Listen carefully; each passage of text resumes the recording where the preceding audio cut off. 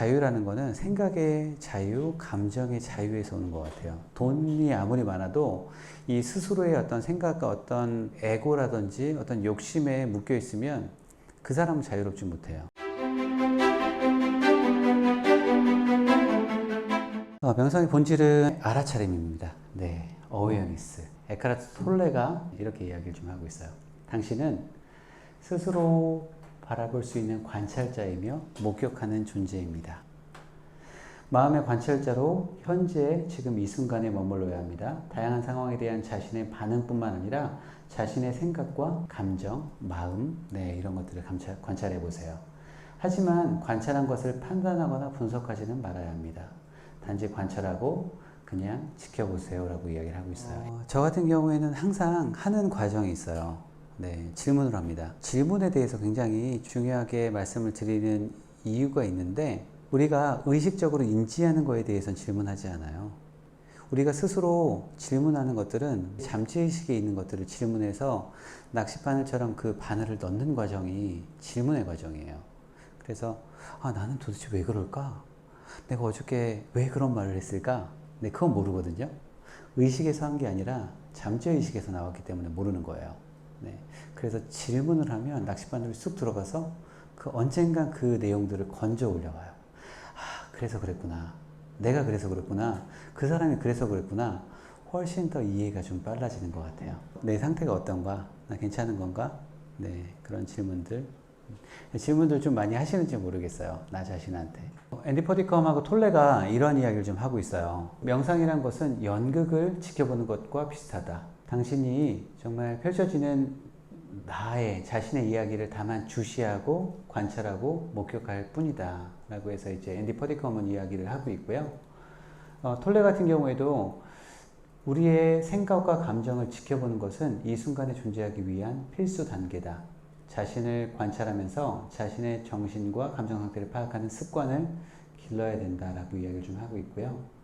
결국은 자유에 대해서도 이야기를 좀 하고 있어요. 자유라는 거는 생각의 자유, 감정의 자유에서 오는 것 같아요. 돈이 아무리 많아도 이 스스로의 어떤 생각과 어떤 에고라든지 어떤 욕심에 묶여 있으면 그 사람은 자유롭지 못해요. 자유는 당신이 생각하는 자, 에고가 아니라는 것을 깨달았을 때 시작된다.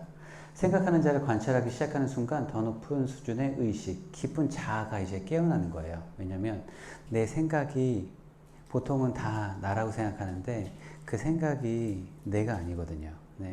류시아 시인 책 보면 우리 안에는 이야기꾼이 숨어 있다는 얘기 하잖아요. 그래서 정말 저도 막 가끔씩은 놀래요. 내가 왜 이런 생각까지 하지? 내가 왜 이렇게 잔인한 생각을 하고 있지? 이런 생각들. 무의식에서 이제 올라오는 거겠죠. 언젠가 들어가 있었던. 그래서 법정 스님도 똑같은 이야기를 하고 계세요. 그냥 지켜봐라. 너 자신을. 어떠한 생각이나 판단하지 말고 그냥 지켜봐라. 이렇게 이야기를 하고 있어요.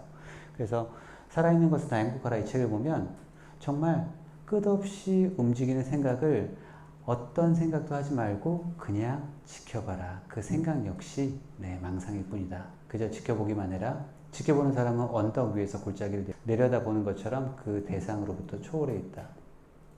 지켜보는 동안은 판단하지도 말라라고 이야기를 좀 하고 있어요. 에카르트 톨레 같은 경우에는 독일에서 출생했고 영국에서 이제 대학을 나왔고 그 대학교 때 알아차림에 대해서 깨달아요. 대학교 때 지하철에서 이렇게 앉아 있는데 앞에 어떤 미친 여자가 앉았는데 그 여자가 계속 중얼중얼 거리는 거예요. 뭐라고? 톨레가 쳐다봅니다. 이렇게. 지하철 이제 그 문이 열려서 자기가 딱 내려서 화장실 갔는데 스스로 이런 얘기를 하고 있는 거예요. 자기가 그 미친 여자 때문에 내가 정신이 없었다. 이런 얘기를 중얼중얼 하고 있는데 내가 그 여자를 봤던 시선으로 옆에 어떤 남자가 나를 똑같은 시선으로 바라보는 거예요. 쟤 미친 거 아닌가? 그래서 알아차림에 대한 내용을 연구하기 시작을 해요. 이게 톨레가 이야기하는 것처럼 내가 나 자신을 인식할 때 우리의 마음은 지금 이 순간으로 복귀시킬 수가 있어요. 지금 이 순간이 우리가 가진 전부다. 이 순간밖에 없는 거예요.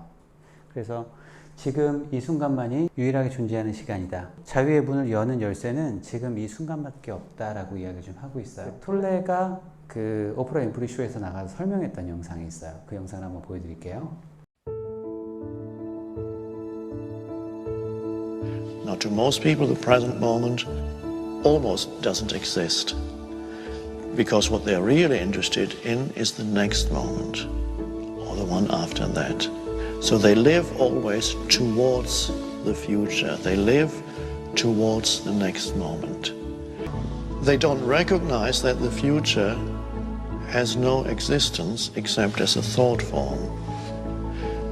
So when you always live towards the future, you live your life trapped in a conceptual reality of thought forms, because your life consists entirely of the present moment. But people live as if the present moment were an obstacle that they need to overcome. Whatever you're doing in any given moment, if you do it your best, it leads you to the next best moment. So you don't have to worry about what's the next moment coming if you only do your best in this moment. That's right, because when the next moment comes, it comes as this moment. Right. You never experience the future as the future. You experience the future when it comes as the now, because that's all there is. It's all there ever is. And that's an amazing realization for people to realize life is always just this. It's always the now.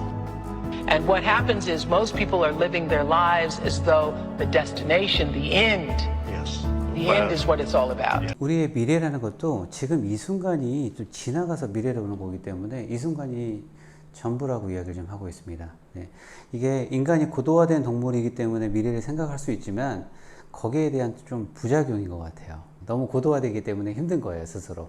그 유시아 시인 책을 보면 이런 얘기 나옵니다. 제자가 너무나 깨닫고 싶어요. 그래서 스승한테 계속 물어봅니다. 도대체 깨달음을 제가 어디서 얻어야 되나요? 네, 지금 이 자리에서. 네. 언제 얻어야 되나요? 지금 이 순간에. 네. 근데 왜 저는 깨달음을 얻지 못하는 걸까요? 너는 지금 이 자리에 없다라고 이야기를 하고 있어요. 우리의 정신과 마음은 지금 이 자리에 없을 경우도 많죠. 네. 저 같은 경우도 같이 어떤 사람하고 이야기를 하고 있는데, 이야기는 하고 있는데 이 사람은 저하고 같이 없어요. 무언가 눈빛이 막 왔다 갔다 하면서 다른 것들을 생각하고 있는 것들 보이잖아요. 그게 과연 가치 있는 것일까? 네. 그리고 이제 법정 스님도 이런 얘기를 하고 있습니다. 어떤 사람이 불안과 슬픔에 빠져 있다면 그는 아직 지나가 버린 과거에 매달려 있는 것이다.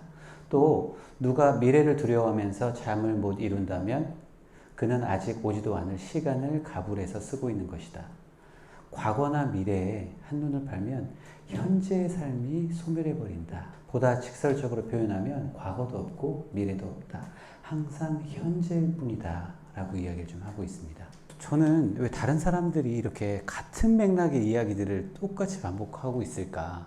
설명은 다르지만 다 맥락은 같은 얘기잖아요. 그 앤디 버디컴도 똑같이 이야기를 좀 하고 있어요. 이 순간에 존재하는 것.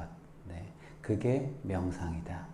선입견도 없고 판단도 하지 않는 마음 상태가 되는 것이다. 네. 또 톨레도 똑같은 이야기합니다. 네. 과거의 시각으로 현재를 보기 때문에 이 순간을 온전하게 인식하지 못한다. 우선 이 이야기는 우리가 현재를 살지 못한다는 이야기를 먼저 하고 있는 거예요. 우리가 과거의 시선으로, 특히 이제 에고가 그런 역할을 하고 있는데, 우리의 에고는 현재가 중요하지 않습니다. 네, 보여지는 모습과 과거의 내 모습, 또 미래의 내 모습이 더 중요해요. 그래서 과거의 모습을 계속 이렇게 이제 들추면서 현재의 의미를 축소시킵니다. 그리고 미래의 모습을 항상 생각을 하게 해요. 네. 너는 이것도 있어야 되고 저것도 있어야 되고, 이렇게 이제 보여지는 모습을 집중하게 하면서 현재를 미래를 위한 희생 수단으로 인식을 하게 해버려요. 그래서 우리가 좀만 참자, 네, 좀만 참으면 좋은 날이 올 거야 라고 생각하지만 그런 방식은 아니라는 거예요. 네, 지금 이 순간에 온전히 살 수 있어야 된다 라고 이야기를 하고 있고요. 당신이 지금 이곳에 있지만 당신의 마음은 미래에 가 있다. 이것이 당신이 불안을 느끼는 이유다. 네. 마음이 바라는 미래의 목적을 이루기 위한 수단으로 현재의 순간을, 지금 이 순간의 의미를 축소하고 있다. 또 자유는 현재의 순간이다. 네. 그리고 이 내용도 이야기하고 있죠. 네. 지금 이 순간에 머물지 못하는 것을 깨닫는 것만으로도 큰 성공이다.